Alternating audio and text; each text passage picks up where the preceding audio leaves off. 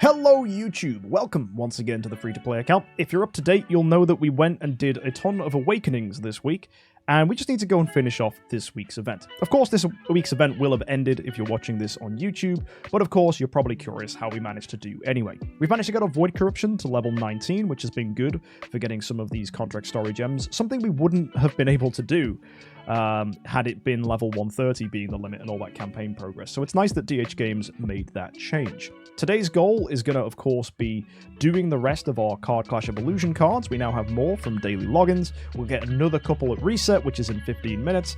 And we also, in that 15 minutes, need to do Aspen Dungeon. So we're going to go to our MKxJUMP over here, make sure he's built nicely with full resonance armor, attack, holy damage, and the lingering melody of the universe.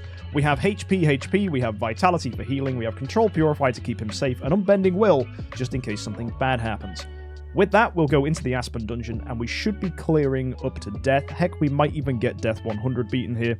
We do only have 12 minutes, so let's go ahead and do this. So, everyone here is just a chump. The main hero that's doing work here is 100% going to be the MKxJUMP, and we'll see a massive difference from last time, because this time, of course, we have an E5 hero. So you'll see immediately he'll just massacre these guys. Yep, instantly killing these. So hell is going to be no problem at all. Also, I'm pretty sure with a full active skill, an entire team of 4 heroes will just die. So I'm curious to see how much damage that does. If we can find a full team of 4 like we have with these Jarras, let's see how that goes. So the basic attack, oh my word, he's pretty much killing everything in one single basic, leaving just one left alive. That's funny. We've got Ice Blinks here with an active, instant killing everything. Amazing. This guy is going to breeze through this. So let's go skip battle through all of this and get ourselves to death. There's a new button. Auto clear. What does that do? It looks really slow. Oh, that's nice. So you can just literally walk away and let it do that? Ah, that's a nice update. It's technically slower than me doing it myself, which is funny, because I can do it quicker. Let's turn off auto clear then. Because actually, yeah, I press faster than this does, I think. It seems about the same rate, actually.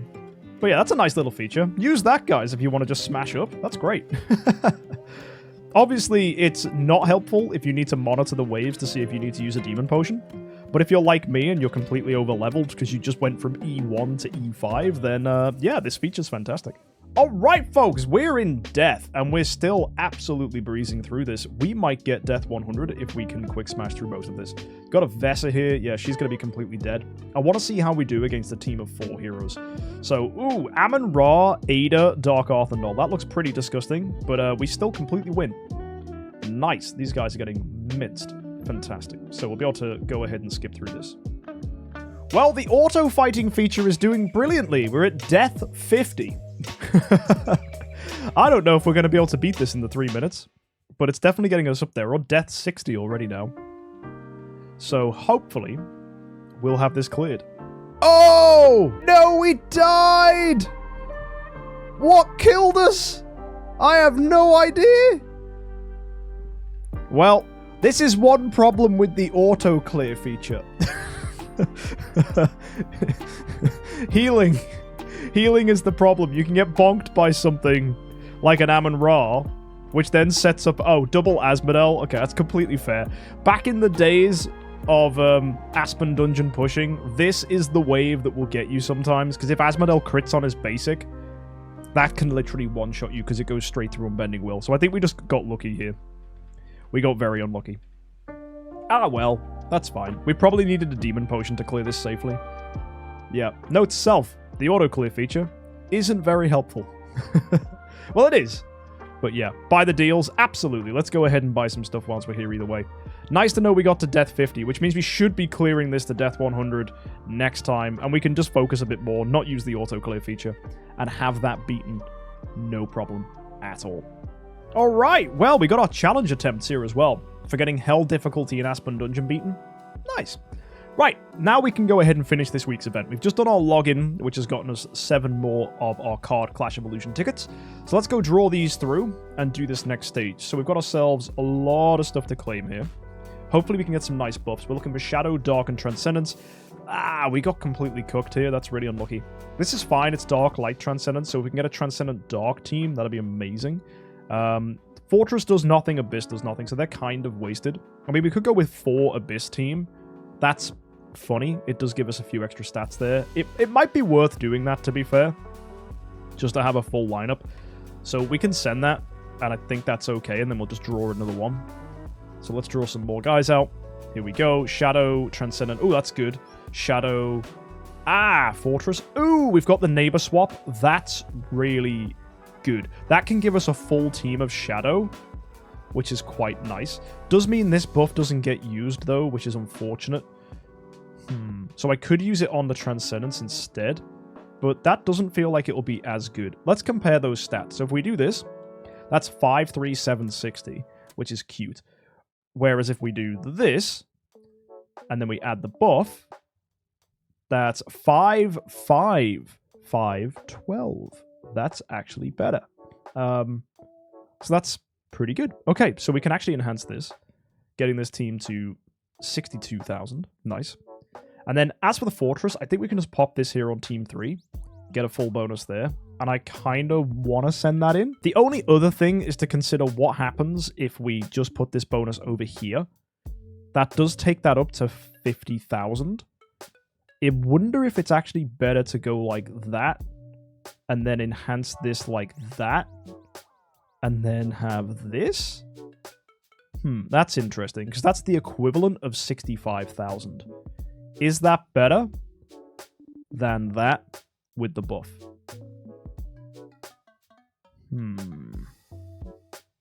Yes, it is. It's actually significantly better. Huh. Good thing we checked that. All right, I think we just put Team 3 in then, and we see what happens. Oh! That's exactly what we needed! Oh, boys, it gets better. That's so good. That's a full line of Transcendence heroes.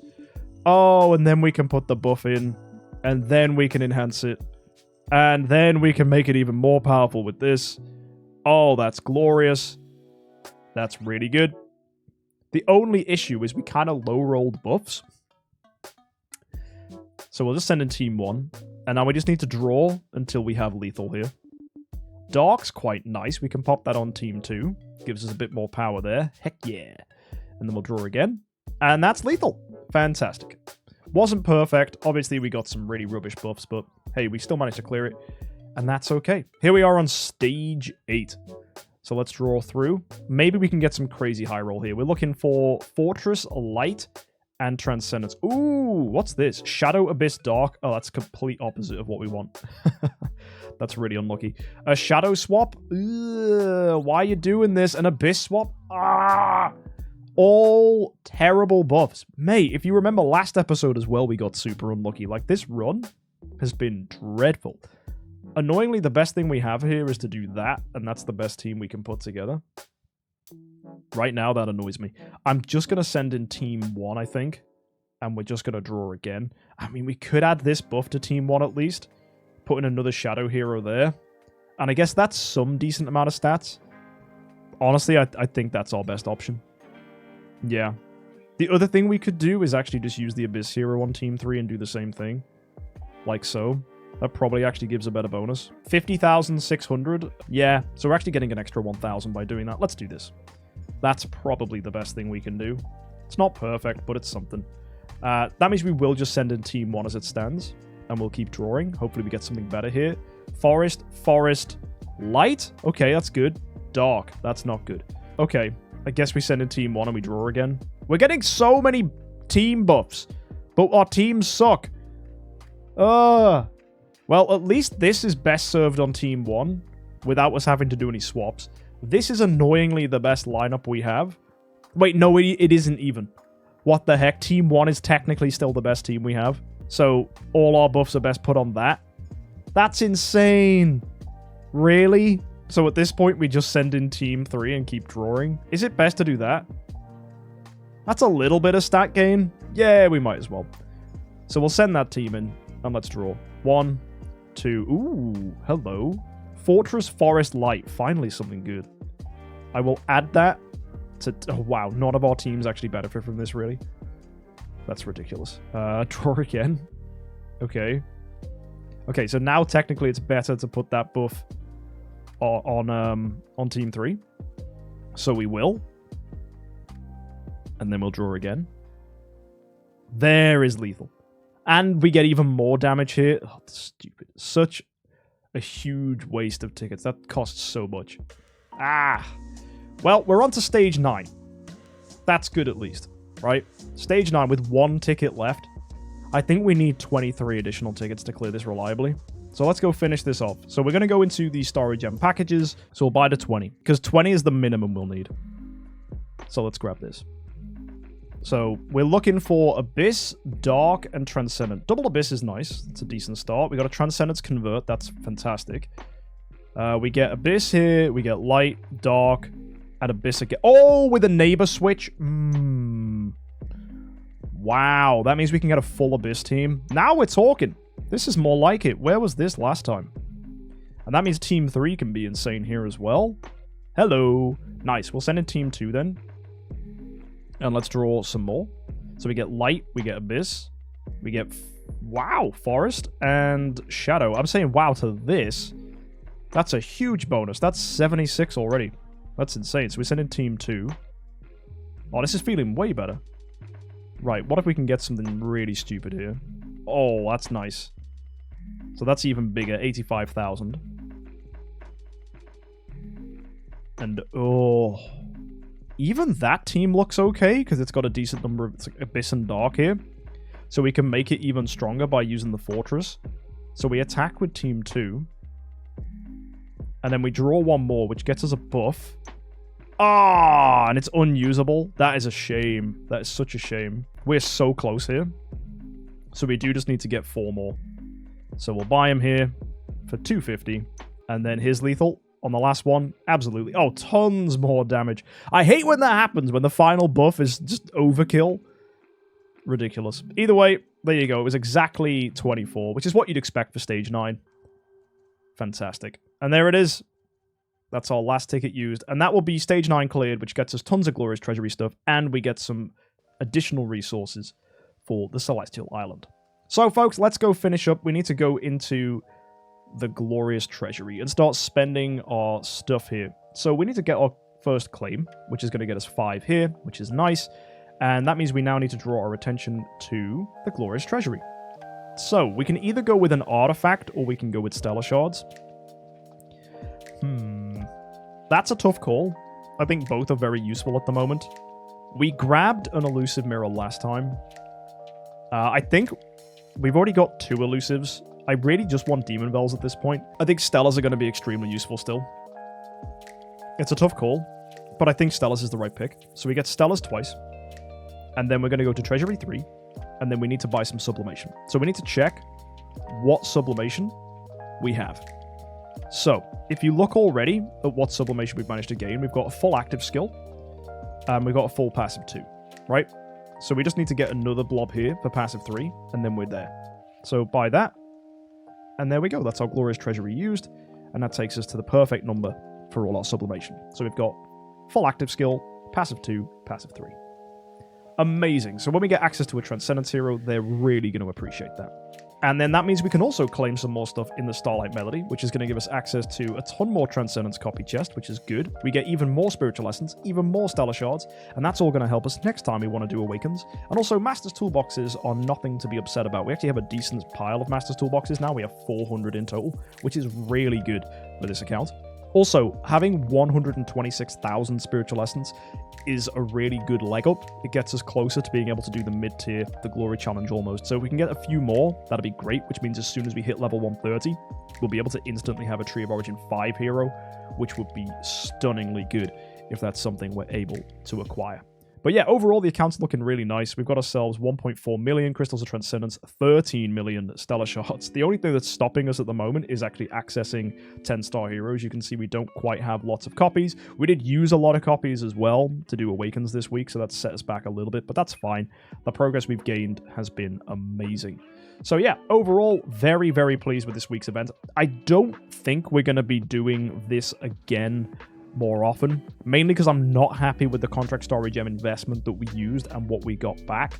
It was nice to try it at least once with a Soul Awakening session here, but now that I've done it, from my experience, I don't actually think, even on an account like ours, which has access to all these Contract Starry Gems, I don't think it's worth it. I don't think pushing this to get that far is a good idea. The only thing that redeems it is, of course, the access to the artifact and the access to the essence sublimation chest that you can get here. That's always really nice to have those materials, but then pushing really far, I don't think that's necessary, and perhaps there's better ways we can acquire this in the future. So, yeah, I think you're absolutely right, Renville, that the Bound Stone just makes it not as worth it, and just in general, Awakening seems like a big stretch, especially for your contract story gems. And we've seen from big events like Halloween and other stuff in the past that these events are far better suited to using your contract story gems. So even on an account like this, I think the best thing we can do is just claim our contract story gems from the contractual strategy and use them to make progress in bigger, better events. So, yeah, that's my conclusion of doing this. I wanted to give it a try during an optimal event to see if I would actually be able to recommend it to other people. That's one of the goals for this account. And, yeah, I don't think I can. I don't think it's actually the most optimal thing to do with your contract story gems. So what we should do from now on is probably just do nothing during these events and just save up contract story gems for bigger events, better events in the future. We do get a 9-star out of this, so for an early account, that's actually pretty good. So that's definitely going to get good use here. And I guess we'll just finish with our 10 Cores of Transcendence that I just noticed we have. That'll be quite good. Let's see if we can get something fun. We will get ourselves a sphere. We might get a carry copy out of this as well if we're lucky. No, we don't. But we do get a sphere, which does mean we have even more Stellar Shards on the account. And where does that take us to? 1.5 million Crystals of Transcendence. Really, really nice. So folks, that's all from the account this week. You'll notice we've changed the name from free-to-play to contract story gems. That's to stop people complaining in the comment section about the nature of the account, because some people were like, oh, it's not fair that you've got all these contract story gems, I'm jealous. And those comments kind of annoy me, so I've just decided to change the name, and hopefully it shuts those people up. Hopefully that makes sense for you guys. Anyway, I'll see you next time. Don't forget to subscribe to catch more content from this account. We will get Death 100 cleared very soon in the Aspen Dungeon, and I can't wait to see what future events have in store for us. Until next time, guys, have an amazing week, and as always, happy idling.